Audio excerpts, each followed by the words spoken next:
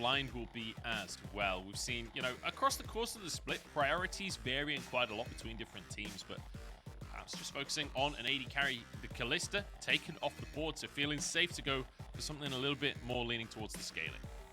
Yeah, it seems to be the case. I expect Hacker probably on something like the Wukong. Even though it is nerfed on 12-12, it's still very, very strong. Though, could see something else come out. I feel like that's still kind of the priority over in the Western regions, LEC, and ALCS. But Ultra Prime could also just go for their full bot lane if they feel like it, if they don't really want to lock in Hacker's champion now, but I feel like it just makes the most sense. You don't really want to show your support matchup too early on. There's no need for it, right? You give LGD the full bottom side counter matchup. I don't think there's really... again, the need to just kind of show your full bot lane and give over the counter pick, and that's what they're going to do here with Wukong. And then AD carry picks is kind of whatever Assum and JinJiao want to go for. Nautilus being hovered. Again, just simple engage when you've got the Viego for the setup on the bottom side of the map. LGD going to also, I assume, go with this Jinx at the same time. So you've got the hyper carry in Assum's hands, then you've got a bunch of setup from the support role, and of course Cryin can come down there and hopefully get things going for them. I feel like aside from the Wukong pick, we're basically just looking at a 2021 summer draft right now. The Aphelios, the Jinx up against each other, Nautilus support Viego in the jungle. Feels very reminiscent of what we saw a lot last year. But now over to Ultra Prime, could go for a support pick here, or they could go for a solo lane pick and then use those two bans to make sure it's safe. But in fact, ShiauC going to be bringing out the Alistar. Not necessarily something I expected to see today, but it is something he's played a couple of times this split. Yeah, and I think this is actually something we saw yesterday in the LEC. I can't remember what game it was, but I recall seeing Alistar get picked up here into the Nautilus. In theory, pretty solid matchup. Nautilus goes in. If he goes in on you or you tank the dredge line, then you just knock him up and you can knock him away, or you can knock him into your underneath your tower if that's what you require. But it's kind of a bit of a neutralizing matchup. It can definitely be a little bit hard to get things going in terms of, you know, direct engage without the flash. So we'll try and track how ShiauC tries to set up Ultra Prime. I expect it's going to be Hacker going in first in some of these mid-game team fights and skirmishes, and then ShiauC following up and trying to facilitate that. Yeah, so now looking towards these next bans, right? We've got the Talia was already banned away from Cryin in the first phase. Now that Lissandra's taken off the board as well. The next most popular Cryin champion so far this split has been that Azir. So we'll see if LGD are just focusing what Cryin has liked to play this split, or whether it's a stylistic thing, maybe something like the TF that we've seen historically, and we saw earlier today from a different team. But Cryin, when you think of Cryin, you think of TF, right? So wouldn't be too surprised to see that as a fan. Yeah, another global wouldn't be too surprised as well. They could also take away Gangplank if they feel like it, but it just seems like they want to get rid of the setup. Mid laner here for Cryin. And with the double mids on LGD, it could push them to want to try and pick up the mid lane, but I think banning away two tops here, it kind of indicates to me that Zoom is going to be looking towards the top side matchup first. Again, mentioned the Gangplank. Gwen also still up if they want it, but with the LeBlanc and the Lissandra bans taken off the board, it seems like Cryin could just go towards this Ahri, because those are the two kind of commonly most picked matchups of old into the Ahri to try and lock her down and ensure she doesn't get too free.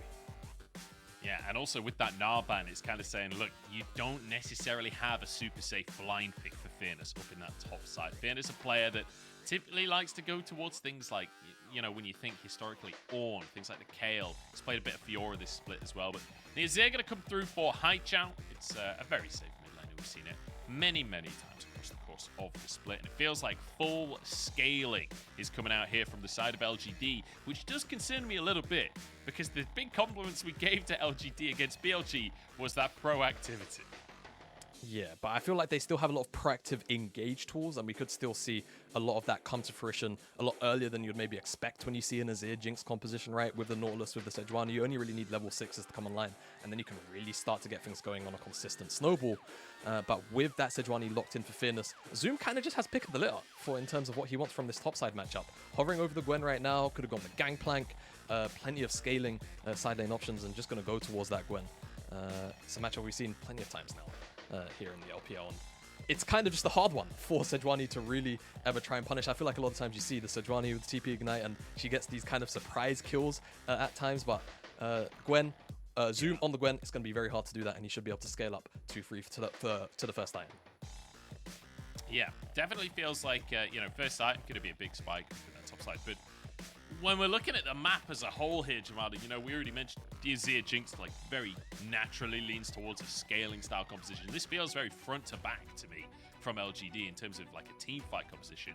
On the other side, though, we do have this Ahri. Like, I feel like there is some good setup with an Ahri and a Wukong to play a little bit more aggressive on the side of Ultra Prime. Yeah, no, I think definitely with the Ahri at least there, you have that setup in the mid lane. I think both sides really do have a fair amount of setup realistically. It's just going to be about where they actually want to put their their resources, right? I think for LGD, when you've got the Sejuani in the top side, you're probably ignoring it unless you really want to try and put Zoom down, and you definitely can in the early stages. Viego can stack up the permafrost really, really quickly, and that can turn into chain CC, which can very quickly murder you inside of the CC. But like you say, I think it's more about more about the mid lane setup in the situation there, and I think it's going to be about who gets first move down towards the bottom side of the map. And I think when you've got the Azir into the Ahri in the early stages, the Azir should, in theory, have a lot of that priority. So I expect to see LGD try and move that towards the bottom side and give Assum a free laning phase, or hell, maybe even try and set up some dives and set behind that Ultra Prime bottom side of the map. We'll have to see if they can set them behind. Now, as we head into this series, Jamada, we've got some shooting stars in the sky. Get it beautiful. I want to quickly talk about a couple of statistics, as we're just going to have a default start. Some emotes coming out between our top laners. I might hold my thought on those statistics, because Zoom is trying to look juicy. He's trying to bait Fearness to follow him, but I don't think that's going to happen. Hacker realizes that's not going on. Now, I want to talk statistics, right? We have, on the one hand, LGD. This is a team that when it comes to Dragons specifically, now, in the big picture, not that great. Dragon percent, 14th in the league at 46%. Not ideal. When it comes to the first Dragon of the game, they are the highest in the league. 72% of their games, they get the first Drake of the game. So, feels like LGD going to be focused towards that bottom side, towards Assum, and then looking towards Drakes off the back of that. But then, we kind of have a dichotomy between these two teams, because for Ultra Prime, they love that Rift Herald. They are also first in the league statistically, just for first Rift Herald instead of Drake at 68%. So it feels like we have two teams that are going to want to play opposite sides to start things off. Yeah, and I think the drafts even kind of could give us an early indicator of that, right? Up, in theory, have a winning topside matchup for a very, very long time. Even in the early game, maybe, Fearness can try and get something done, but I feel like the chances are that's not really going to happen. And I think towards that sort of 8-minute mark when the Herald's up, kind of look towards Zoom to see how he's managing the wave, see how Crying's also managing the wave as well, and whether or not they can actually play towards getting that Herald. For LGD, we've already explained how we expect that Fearness is kind of going to be left on an island, and Cryin and Haichao are going to try and move this pressure and priority that they should be getting from the mid lane down towards Assum to try and give him as many resources as early as possible and try and shut Elk down. So those stats, I think, also reflect a lot in this draft and what we can probably expect to see out of the early game of both of these teams.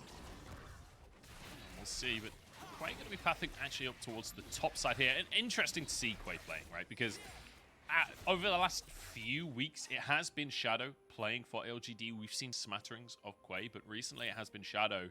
So changing things up here for LGD off the back of that loss to BLG, feeling like something needed to change. But Quay changing things up himself here as he goes for the bottom 3 camps and then looks for an invade. Both junglers going to be here, but Hacker is already in the bottom lane here. Assum in trouble. Cooldowns already used and now taken down as Hacker looks for a second one. They want to go on JinJiao. He's got the anchor, though, to pull himself out to safety.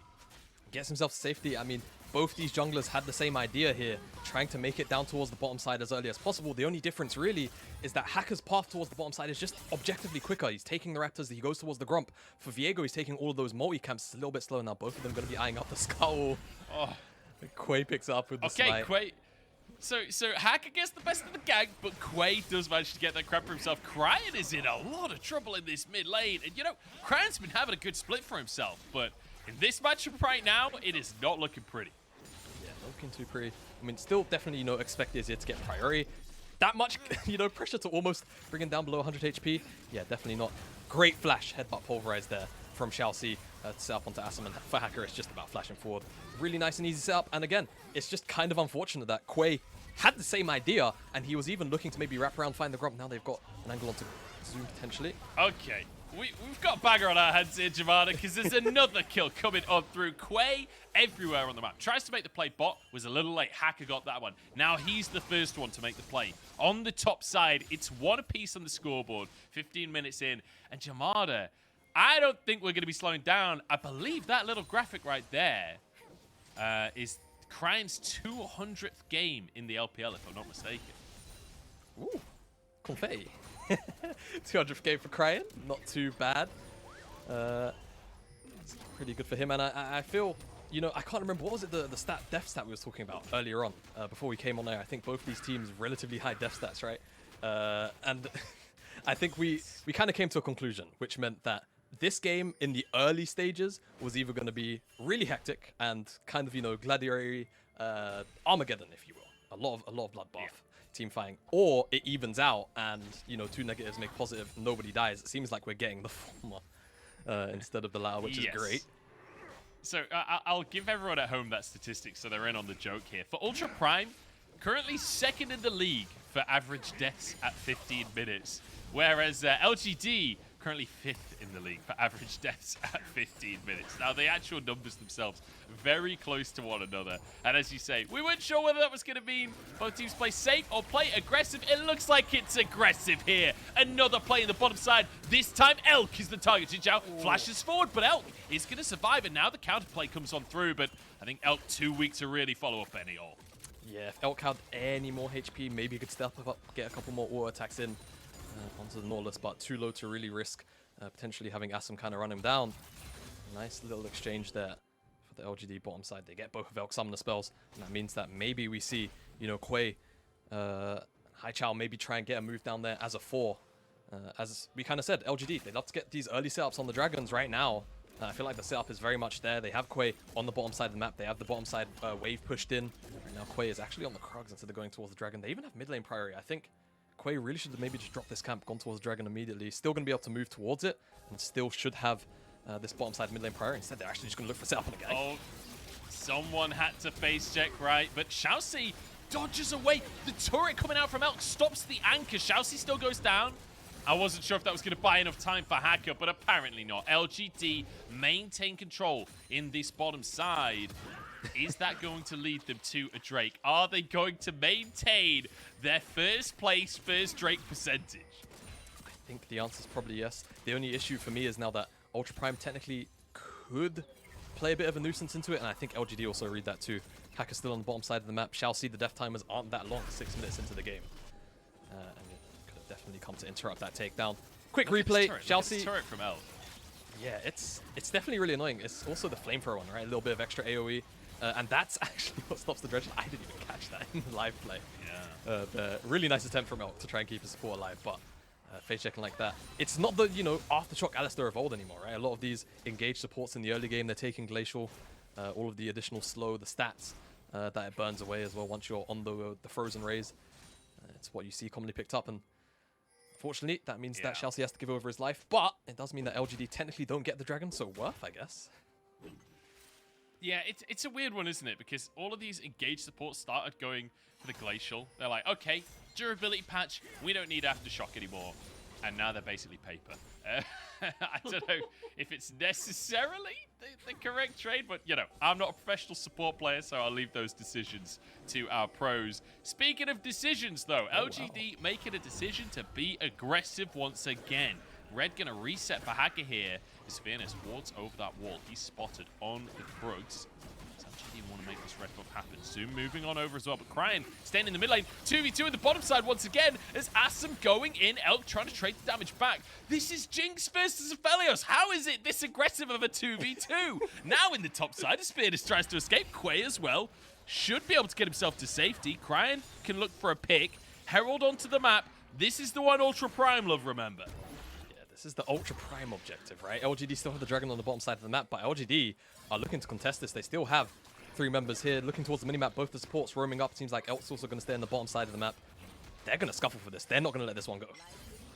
And it's a full-on 3v3 here. That's a Shurima shuffle and a half. Cryin burning down, but somehow alive. Finally falls. 1-for-1 so far, but a jungler has fallen. Hacker next on the chopping block will go down. And now 2v1 for Zoom, but he's on Gwen, and that's a powerful champion. Fearness trying to escape, and ShiauC arriving into the play, but HiChao still here, and he goes in onto Zoom. HiChao, the absolute madman, almost gets away with it. Goes 1-for-1 once again. ShiauC now being chased out. JinJiao arriving, looks for the anchor toss, but Fearness Hasn't even got a clue the play's happening. Oh, It's a flash he from hit ShiauC, 6. knocks Fearness underneath the tower. He's ignited, and he survives. ShiauC hit 6, I think, from the lane minion XP. Levels up, almost turns it around onto JinJiao. Really unfortunate not to get the kill, but man, what an exchange there at the top side of the map. I mean, I was kind of expecting Ultra Prime, even though they were kind of shoved away down towards the mid side of the map, that they would have the winning top side, but it's all about that Emperor's Divide that really ends up setting things up for LGD as it's a bit of just a nice combo, realistically. Sejuani armor into the Emperors, and at that point you're kind of like, okay, LGD should probably have this exchange, but it just ends up kind of turning into many kill trades where LGD kind of just have the positioning to re-engage eventually onto Zoom, and ShiauC here has the first move up from the bottom side of the map. I think that's more to do with geography. Unfortunately, JinJiao kind of has to like go through all of the jungle entrances to make it up towards the mid lane, whereas ShiauC kind of just has a straight run up the river. And in the long term, LGD become the Herald. Wait a second, LGD is taking the first Herald? Whoa. The statistics have lied to us. This was meant to be Ultra Primes. And look at the bottom side of the map. The first Drake going the way of Ultra Prime. It's a total topsy-turvy day here in the LPL. But what a battle for that Rift Herald. And JinJiao, like, props to him. You know, he died for the play to kill Zoom, but if there's a play that I've seen today that had mojo, that's it. Yes, I would agree. It was pretty Chad energy, and I mean, hell, if ShiauC wasn't there, he would have gotten away with it as well. So really nice. It's Giga Chad energy, really, isn't it? Going back in like that. Yeah. That low Definitely. HP. I mean, speaking of Giga Chad energy as well, Fearness 2-0-2 on the Sejuani, and he knows it. Just keeping Zoom away from these minions. All right, let's kind of reset for a second, Jamada. Talk to me about the next few minutes, because we said full scaling for the side of LGD, and they're saying, nah, we want to fight. Like, where do we go from here? All right, so I think for LGD, right, they're the ones with a lot of the agency tools right now. You look over towards the Ultra Prime draft, who's really going in first with, like, that big, like, go button? Realistically, you kind of just have to wait for Hacker to find an angle, and that's going to be difficult into the range of the Azir and, of course, the Jinx. And when you've got a lot of disengage tools which can be used offensively on the LGD side, it's going to be really tough to find those angles. So I look over to LGD with all the agency, with Rift Herald in their back pocket, and I'm saying, okay, who do you want to get ahead? They've already answered my question. It was always going to be Assum or JinJiao, and it seems like Assum is going to get a bunch of plays here off the back of this Rift Herald. Nice from ShiauC. Nice from ShiauC. Doesn't matter in the end. Assum. Actually, it's probably bad from ShiauC because I think JinJiao might have hit the tower, so he might have even shared in the plates. It's a rocket to deny a reset from Hacker there. Cheeky from Assum. But as you're rightly saying, right, Herald going down towards this bottom side, Assum really has been the win condition for LGD. Assum has had eggs in his basket many times over this. Yeah, no, it really does feel like LGD like to play towards this bottom side, towards Assum, prop him up, and try and get him to have those late game team fight pop-off moments. But I feel like the same, you know, we spoke about how this roster compositionally from Ultra Prime is kind of designed to do the same thing, right? Zoom really strong on the weak siders, Elk, give him all the resources in the world and he will carry you to victories. So we'll see how this is going to end up playing out, you know, with Assum getting all of these additional resources. For now, it's actually Elk that is up in, you know, the full item completion. You have to take into consideration Assum has the coal, has the tier 2 boots as well. So in total gold, probably just a little bit up on Elk, but still doesn't have that item completion just yet. Yeah. You'd expect him to at least be ever so slightly up. There is a minor CS lead there for Elk, so I think it's fairly even is the long and short of it as of right now. But it's going to be later on that the gold difference really matters for these two AD carries. Right? Once you get to 2, once you get to 3 items, that's where you'll start to see the big spikes come on in. And I'm like, you know, I was about to start a big topic. I'm really tentative to start any big topic in this cast, Jamada, because it's a Jinx Aphelios bot lane, but they really don't seem to mind. Did Assum just last hit a cannon with his ult? Did I see that right? I'm not going to lie. I looked away for half a second to take a swig of water, so I'm not sure whether or not he did that or not. If he did, feels Assum, I guess. Yeah, I mean, that's Giga Chad energy right there. This guy is just blasting his ult out on cooldown. And look, it's already a third done on the cooldown. As Fearness just grabs himself another solo plate. I mean, that's the big goal difference that we need to talk about, really. 2-0-2, 3 plates taken and a 20 CS lead. Yeah. Fearness is having a whale of a time against historically one of the best top laners in the league. Okay, we've got a play by picture in picture. I think The answer's gonna He be yes, did! isn't it? He got it! He actually last hit the cannon with his ultimate. What a Giga Chat. I love watching Assum play, man. Here we go, though. Hacker moving down, as is Cryin. And this is the sort of setup we talked about with Ultra Prime, right? Moving everyone down to try and set Elk up, but plates are gone. They can't finish the tower off. Drake isn't on the map for another minute, so I like the play in theory, but I'm not really sure what the goal was. I mean, they still deny a little bit from Assum, right? So at the end of the day, still going to feel okay about this play. And it looks like maybe they just want to commit for the whole tower, take that one down. I think the only issue is with the dragon respawning when it does. Even if they were to commit for this, whether it's a tower dive or they end up getting the tower, they wouldn't be able to reset after blowing all those resources and they'll just end up losing the dragon. So I think this, I'm not going to say a waste of time, but pressure, it just feels like they don't really have anywhere to go at the moment, right? Towards the mid lane, HiChao a little bit too safe. Can't really play towards the top side right now. And actually, on that top side matchup, because we were just talking about it very briefly, we expected Zoom, just in isolation, to kind of win this, right? Gwen into Sejuani. Sejuani shouldn't really be able to, you know, pressure. And to be fair, Fearness has picked up a lot of these resources from the skirmishes that have happened around this lane. So, you know, I would say it'd be a bit disingenuous to say Zoom has just lost top lane, but, you know, losing out on all of those plates because of the item disadvantage is definitely going to feel bad. With the Riftmaker now in pocket, expect to see him start to scale up. Ooh, teleport. Here we go. Fearness doesn't want it to just be the top lane matchup anymore. Ignites Elk immediately, just goes for the play and waits for the flash, then the ultimate in, Quay to finish it off. That is gorgeous from LGD. That's what we wanted to see. The second that teleport is unleashed, Fearness is on the map. Yeah, and I mean, just a really nice play. Ultra Prime committing really hard towards getting that bottom side tower. Somebody on LGD side had that ward dropped, and they just get punished for it now. LGD, loads of options. They get this tower, of course, on the bottom side to match. Seems like they're not going to go for any jungle camps. They're just going to go towards this dragon, and they should have pretty firm control of it. Hackers here. Cryin can follow, but Cryin's kind of, you know, chunked out, not too much mana. I think it'd be a pretty risky contest. And with JinJiao here, it's just not going to happen. LGD are going to get the second dragon of the game. And you know, I was a little nervous for HiChao there. I was a little nervous for JinJiao, but no pick comes out, and it will just be the play. So let's take another look. This TP, gorgeous. And then Elk just gets bodied, honestly. Yeah, he really does. And I mean, Sejuani almost, you use the Gale Force, you have no flash. Really nice setup. Quay comes in with the flash as well. Heartbreaker doesn't actually confirm the kill. It's Fearness with the flail, and then ShiauC. Too much CC, even through, I believe that was the ultimate, right? Too many members on top of him. Just gets blown up. So, really nice setup there from LGD. I think this is a good opportunity to give a little flavor to Fearness as a player. So, from what I heard, Fearness, the reason he is named that is basically there was already a player called Fearless, right? And so he was like, you know what? I'm just going to crack a different consonant in and became Fearness instead. I think that is one of the best origin stories for a name I've heard in the LPL, but this game specifically, I feel like he's really living up to that name. He really is. At the moment, definitely to be feared. Engage now. He just dives on into three people. He has no moment of fear in his heart right here. Hacker trying to peel as the rest of LGD grouping up. Keep your eyes on Assum. He has to pop off. But in the meantime, it's Zoom that's popping off. It's Zoom that is tearing LGD apart. 3 kills for him in the top lane as Quay desperately flees Elk to finish one off. And what looked great for LGD to start turns into a disaster. I mean, I guess you can kind of understand the idea from LGD though, right? They want to find the engage. They feel like they've just blown a couple of summoner spells off some of those valuable targets in Elk. It just turns and blows up in their face. Zoom goes unchecked in that fight. I'm going to need a replay really to see how Zoom was able to just kind of go uncontested into the backline like that. Fearness with the engage as well. Just doesn't really find anything. I think HiChao also went really deep for an Empress Divide perhaps.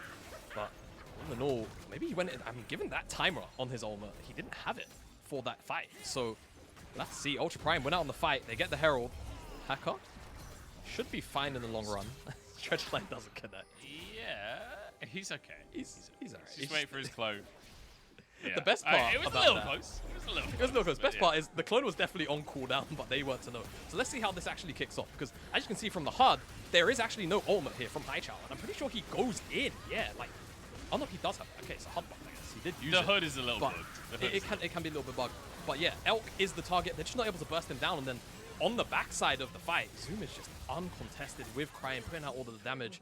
And again, it just feels like this is not really the kind of fight you need from LGD, right? It's okay to use your engage tools to go in aggressively and try and find these picks. You see Elk in that kind of corridor with no summoner spell, go for it. The issue is their carries overdive. Assum isn't able to really, you know, get set up right for the fight. It is effectively still a front-to-back team fight composition. You have Azir and Jinx. It is very difficult to make fights work into what is a very mobile composition of Ultra Prime if your carries can't really do their jobs. Yeah, and Zoom is more than happy to make sure your carries can't do their jobs, that's for sure. It feels a little bit like watching OFG rather than LGD, honestly. The way that they are just going in these fights. The thing is, this is not a dive composition. As you're saying, this is a front to back. So when Fearness jumps in, he just sees Elk and he just goes. Like every single time Fearness has got within a meter of Elk, he's just charged on in. Unfortunately, the rest of the team couldn't really follow up. JinJiao tried his damnedest to follow up on that engage, but there's only so much you can do. Assum. Potential pick though, there's an Everfrost. Bit of a whiff on the Emperor's Divide, and Calibre means Assum goes down. ShiauC actually picking that kill up with the Ignite. He's trying to walk away with the Unbreakable Will, and will do so. For the time being, tower gonna go down in the mid lane. Herald dropped for a tier 2 as well. LGD got to be careful. ShiauC might just Hex Flash over this wall, but a Sand Soldier will keep him at bay for now. Herald going to go for a charge. Calibrum onto Quay here. Tower low and up. Look for more. Diving underneath with a charm from Cryin. The Spirit Rush used, but JinJiao survives for now. And Ultra Prime, I think, realizing it's time to back away. Oh, no, it's not. Fearness goes in, and Zoom turns it back around. Here we go with the Azir passive. Can the tower win the fight for LGD? They're going to need a miracle, but Quay is here looking for resets. JinJiao as well defending. But ultimately, it's still a positive play for Ultra Prime. Yeah, at the end of the day is maybe if Quay managed to get a little bit of damage off onto Hacker, get a form to actually reset off of, it could have been a fight they could play in the extended. Assum was finally coming back out of base, the rocket. So there was so much AoE underneath that tower. Sundisk brought up. And I feel like, to be fair, it's a bit of an overstep from Ultra Prime, but they kind of have enough resources and time to do this, right? 5v4, this dive is absolutely excellent. They just catch Assum as he's rotating back towards the mid lane. Easy as you like. ShiauC picks up that kill credit. And we know what happens after the back of that fight. Yeah. And they get 2 towers from it as well. Like, the Herald, it felt like it was dropped more for that tier 1, but with that pick in between the 2 towers, LGD able to pick up 2. And that's a lot of map priority you can start to get towards those side lanes now. Kind of a weird Herald, wasn't it? It was kind of a weird Herald because they dropped it as the tier 1 was like a quarter HP, and then kind of had to race the Herald to finishing that tower off. So I don't know if it was for the tier 1 or it was ultimately aimed for the tier 2, but either way, it's going to be LGD moving up towards the top side now for a tier 1, traded on the bottom side for that Drake, which is hilariously only the 3rd Drake of the game so far. This has felt like an extremely fast-paced game, but not necessarily around those neutral objectives, right? We haven't seen a single fight for a Drake. We saw the one big scrap for the Herald early on in the game, but since then, they've basically just been fighting for the bans. Yeah, that's a really good way to put it. They've just been throwing jabs at each other for no reason. And you know what, Munch? I'm here for it. I'm down. I'm alright with that. I'm totally okay if these guys want to just fight. And to be fair, it's a Cloud Dragon. You know, I actually had a pretty extensive talk the other day whilst I was casting over in my own region, because we had, I think it was 4 Cloud Dragons on the day out of 5 games. And it kind of just meant that the Dragon Souls were sort of like inconsequential, right? They're not the same kind of combat stats you get from a Hex Dragon or an Inferno or even a Mountain, right? Ocean 2, they all bring you kind of immediate effect. The Clouds, they're kind of situationally really strong. Slow resist though, huh? Yeah, true. Yeah, slow resist, not bad. Yeah, you're not wrong. It's getting slightly buffed in 12-14. That'll be exciting. I think all of the Drakes basically getting buffed in 12-14. So yeah, you know, that's a really controversial change. You know, I've seen a lot of discourse already on Twitter about it.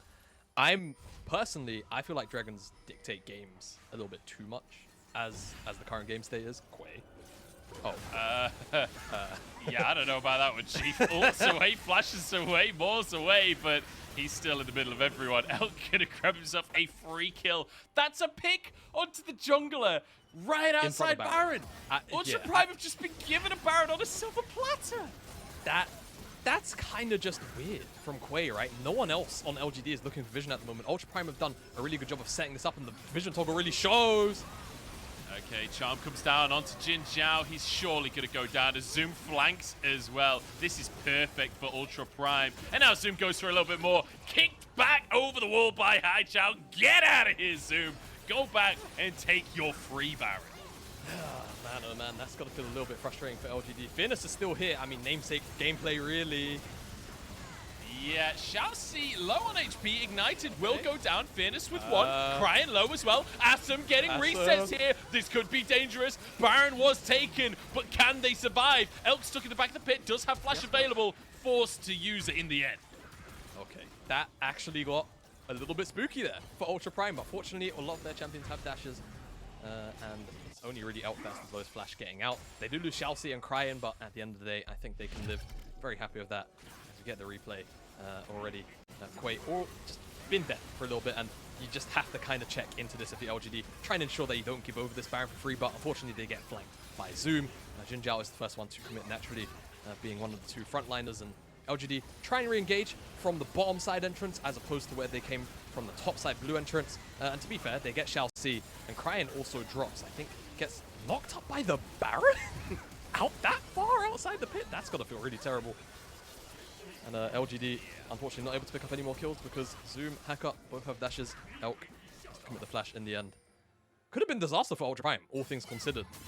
How that ended up playing out. The fact that they lose two, not ideal, but 3 Barons typically, like historically in that conversation, 3 Baron buffs has been the point where people say, okay, that's worth dying for the Baron. That's worth 2 people dying and still getting 3 buffs, because you can still play 3 lanes, right? So feels like still a positive for Ultra Prime. Like you say, dicey, but positive. And now LGD grouping up on this bottom side. Looks like they want to punish Zoom, but I don't think they're going to get the opportunity. Yeah, it doesn't seem like they're going to be able to. Gwen, one of those champions that's just so difficult to pick on anyway on the side lane, especially with melee champions and 3 items already. Demonic Embrace, Nashers on top of that Riftmaker, a lot of damage is available.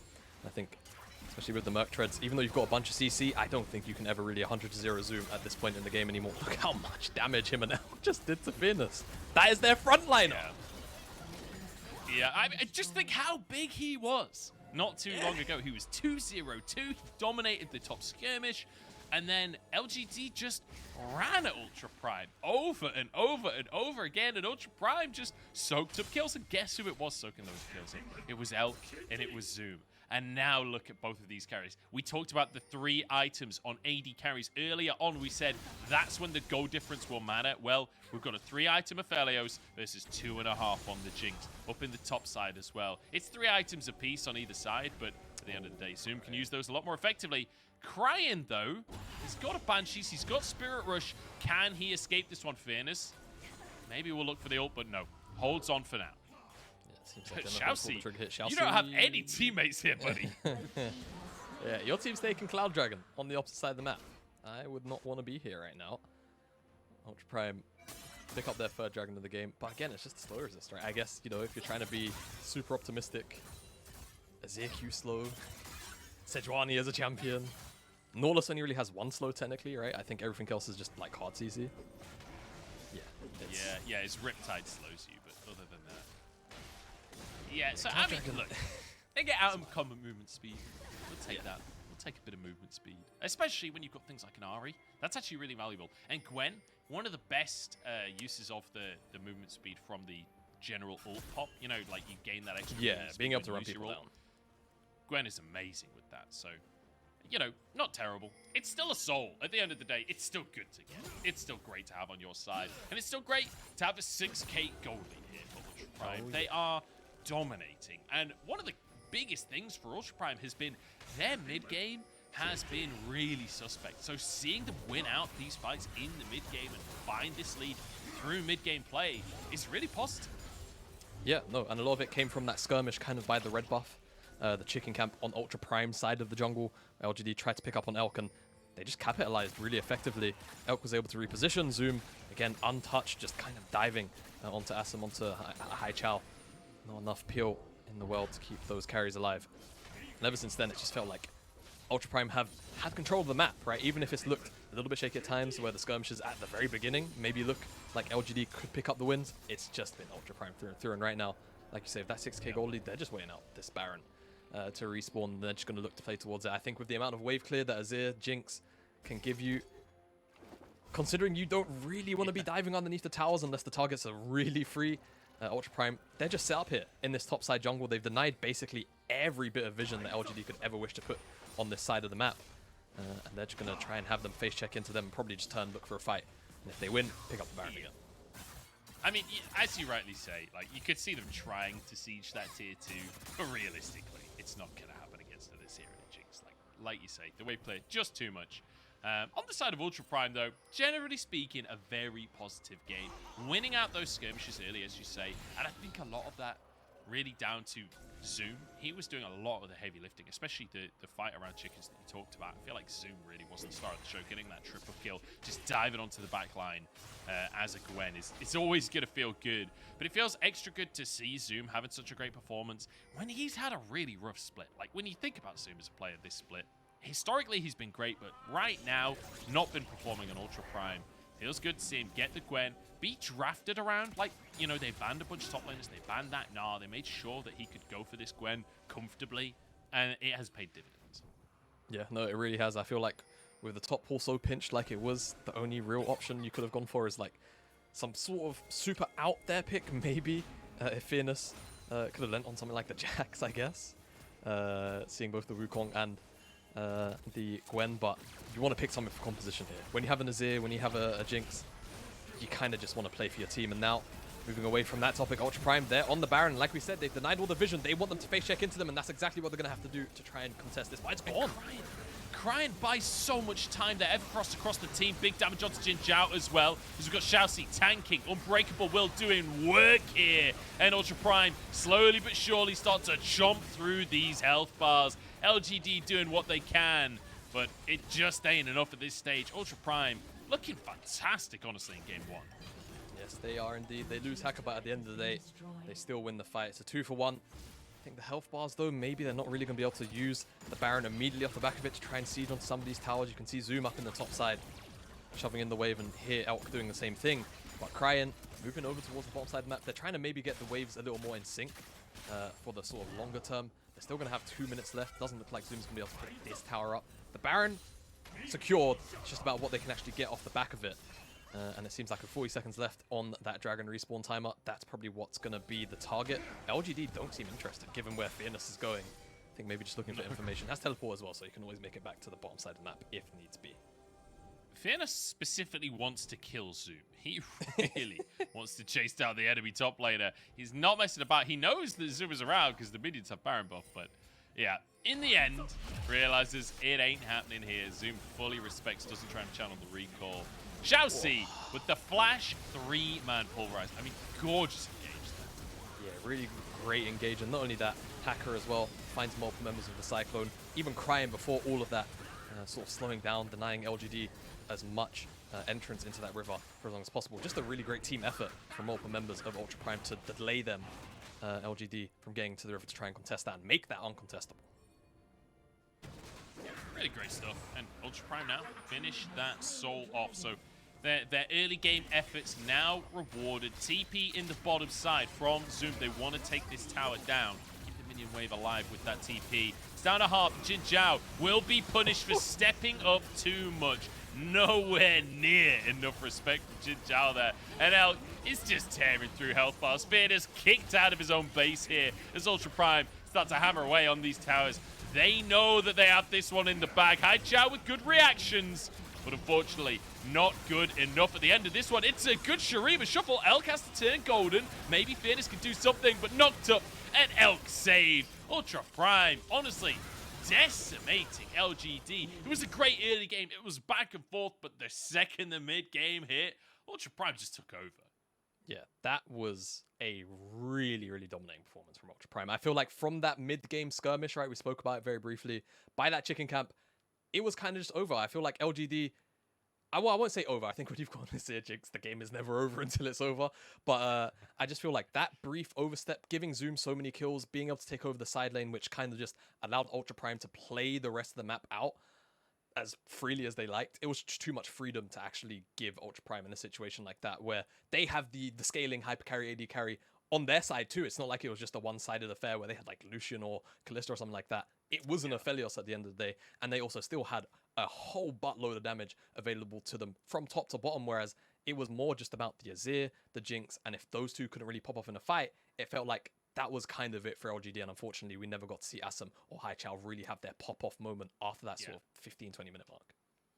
And we saw perhaps a little too much aggression from Fearness. Like, we talked about how he was living up to his name. I mean, he more than lived up to his name in this game. Just perhaps, you know, they always talk about bravery versus stupidity. I feel like we were maybe going a little beyond bravery in this game in some of those situations, going a little too deep and leaving his carries out to dry. But either way, LGD, an exciting start to things, right? A very, very good early game. Just once we got to that mid-game, things start to fall apart. But for Ultra Prime, I have to say, I'm just pleasantly surprised because we came in today saying, look, the schedule's been really rough for Ultra Prime. This is a team that on paper should work. When you look at this roster, you can see the way that the pieces should work together. And then we come in today against an easier opponent, and we get to see that. We get to see Cryin playing for the team. We get to see Zoom popping off in team fights. We get to see Elk being the big carry for the squad. Like, what a pleasant surprise. Yeah, I mean, for me, it's not as much a surprise in the sense of like, wow, Ultra Prime playing again, good. I mean, I think the only key thing for me was more like, okay, you have that tough run of schedule, yes, but getting smashed in the manner that you're getting taken down by all of these top teams, that length, that duration of loss streak and losing like that, it can take a toll on a team mentally, right? And the kind of confidence you can have. You can see here, fortunately, given the performance into LGD, they didn't really